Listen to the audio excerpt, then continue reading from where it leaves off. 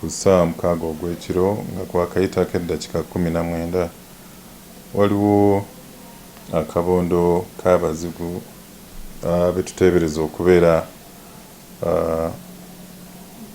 mu kibira kya Mount Elgon,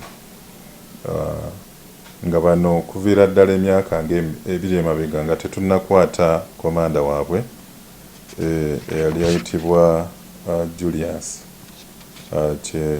eddala bamuyita Julius Kyemusito. Julius ono Kyerimo yali omu ku abo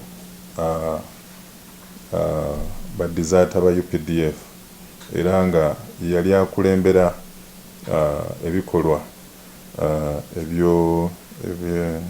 ebyokubbisa emundu nga okubira ddala embaale mpaka e Karamojja nga mwe yali atambuliza ebikolobero ebyo.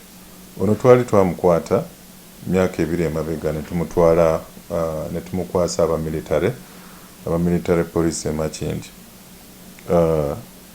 Kati mu wiiki eyo eyaggwanga ennaku z'omwezi 29 tuyina